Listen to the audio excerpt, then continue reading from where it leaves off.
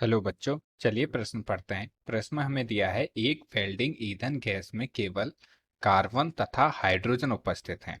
इसके नमूने की कुछ मात्रा ऑक्सीजन से जलाने पर 3.38 ग्राम कार्बन डाइऑक्साइड और 0.693 ग्राम जल के अतिरिक्त और कोई उत्पाद नहीं बनती है। गैस के 10.0 लीटर एसटीपी पर मापित आयतन का भार 11.69 ग्राम पाया गया। तो इसके लिए हमें मूलानुपाती सूत्र निकालना है, अणु द्रव्यमान और अणु सूत्र की गणना करनी है। तो आइए प्रश्न की मुख्य अवधारणा समझते हैं। मुख्य अवधारणा देखिए, हमें क्या है, कार्बन और हाइड्रोजन उपस्थित है वेल्डिंग ईंधन में और 3.38 ग्राम क्या है, कार्बन डाइऑक्साइड मिलती है। तो देखिए, 3.38 ग्राम CO2 में कार्बन की मात्रा, क्योंकि हमारी गैस में सिर्फ कार्बन और हाइड्रोजन उपस्थित है, तो कार्बन की मात्रा कितनी होगी, 12/44 गुणा 3.38। 12 हमारा क्या है, कार्बन का द्रव्यमान, 44 क्या है, CO2 का आणविक द्रव्यमान और 3.38 ग्राम हमें में निकालना है। तो ये कितना आएगा, इसका मात्रा 0.9218 ग्राम कार्बन उपस्थित है। और दूसरा है, हमें क्या है, 0.693 ग्राम जल प्राप्त होता है। जल में क्या है, हाइड्रोजन उपस्थित है। तो देखिए, 0.690 ग्राम H2O में हाइड्रोजन की मात्रा, हाइड्रोजन की मात्रा, तो हाइड्रोजन की मात्रा कितनी होगी, 2/18 गुना 0.690। ये आएगा हमारा 0.0767 ग्राम। दो हमारा क्या है, हाइड्रोजन का द्रव्यमान H2, दो हाइड्रोजन है तो दो हाइड्रोजन का द्रव्यमान, H2O का आणविक द्रव्यमान और 0.690 ग्राम में। तो ये हमारा क्या आया, हाइड्रोजन की मात्रा आ गई। तो जो हमारा ईंधन है उसमें क्या है, केवल कार्बन तथा हाइड्रोजन गैस है। तो अतः हम यहाँ से लिख सकते हैं, जलने वाली जलने वाली गैस का कुल द्रव्यमान क्या होगा, कुल द्रव्यमान बराबर 0.9218 प्लस 0.0767। ये हमारे पास आया 0.9985 ग्राम। ये ईंधन गैस है जो हमारी क्या है, ऑक्सीजन से हमने जलाई। तो हम ईंधन गैस में कार्बन और हाइड्रोजन की प्रतिशत मात्रा निकाल सकते हैं। देखिए, ईंधन गैस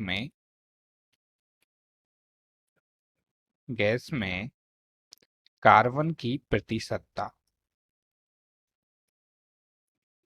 क्या आएगी, 0.9218 अपॉन 0.9985 इंटू 100।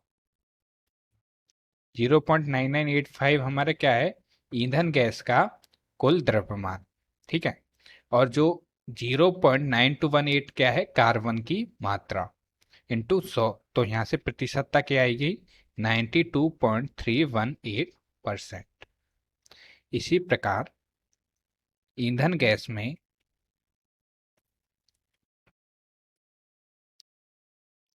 हाइड्रोजन की प्रतिशतता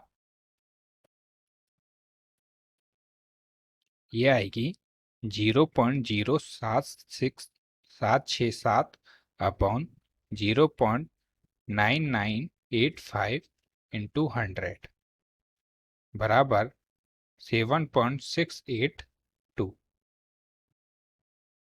तो अब हम यहाँ से क्या है, मूलानुपाती सूत्र की गणना कर सकते हैं। मूलानुपाती सूत्र, हमारा पहला प्रश्न क्या था, मूलानुपाती सूत्र।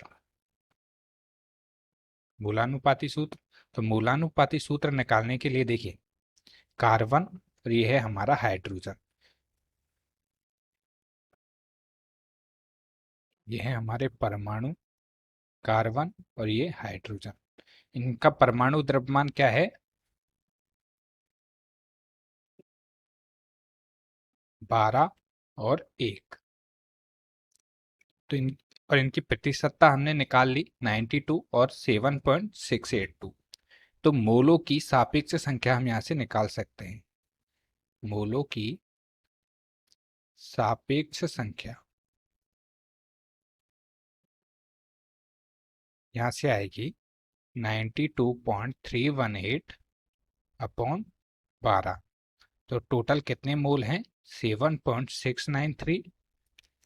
और हाइड्रोजन की यदि मोलों की संख्या निकालें 7.682 अपॉन 1 बराबर 7.682। तो इनकी अनुपात ले हम इनका यदि, तो अनुपात आएगा 1:1 लगभग। तो इसका मूलानुपाती सूत्र क्या होगा? मूलानुपाती सूत्र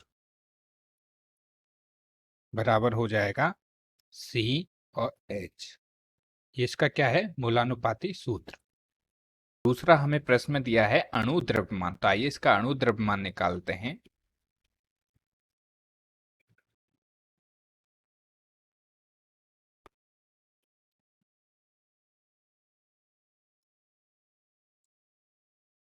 अणु द्रव्यमान देखिए, तो हमें क्या है यहाँ पे 10 लीटर एचटी पर आयतन का भार हमें क्या दे रखा है? 11.69 ग्राम। तो देखिए, चूंकि एसटीपी पर 10 लीटर गैस का भार क्या है? 11.6 ग्राम। इसलिए एसटीपी पर 22.4 लीटर गैस का भार हो जाएगा यहाँ से 11.6 अपॉन 10 इंटू 22.4 बराबर 25.984 ग्राम। ये लगभग हमारा क्या है? 26 ग्राम।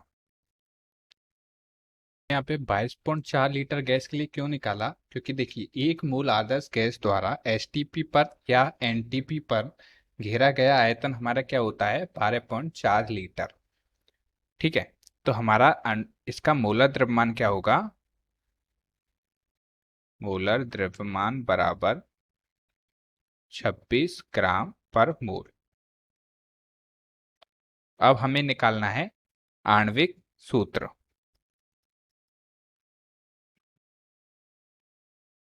आणविक सूत्र